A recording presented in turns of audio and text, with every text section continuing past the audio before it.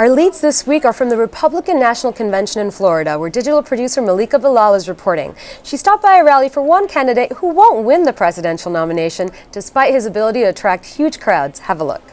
The stream has arrived in Tampa, Florida, where we're on the sidelines of the Republican National Convention. We're at a rally for Texas Congressman Ron Paul. Now, Ron's not speaking at the actual convention, but he's managed to get an estimated 10,000 people here in support of him. Well, Ron's always seen huge support on social media sites and was at one point the leading Republican candidate on Twitter polls, though that's not necessarily translated on mainstream polls. But we spoke to a few of his supporters before the rally to find out why they are in support of him, and they told us it has to do with two things: his views on the economy and on foreign policy. Here's what they had to say.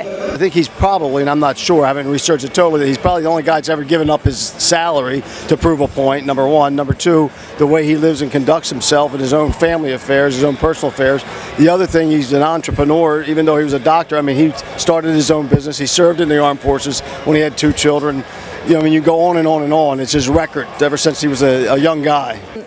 We go into Iraq or Afghanistan. We don't declare war before through Congress, and I mean, just imagine if you had a foreign nation come and say, "Hey, you guys need to change," and they put foreign troops on our soil, and I mean, we would be up in arms. I love Ron Paul because, you know, he's really consistent. He's a principled man. He sticks to his guns, and he's got over 30 years of pure consistency to back everything he says up, and that's the only reason why he can have so many dedicated supporters, is because they know they can count on him anytime. I'd have to say foreign policy the best. I mean, that's what initially drove me to Ron Paul, was listening how honest he was about America's foreign policy. I knew that he was telling the truth about what's going on in the world and all the wars and everything like that. But then slowly everything else kind of grew on me, to civil liberties, the economic liberties, everything like that. So basically I've gone through a kind of a Ron Paul revolution in my own mind.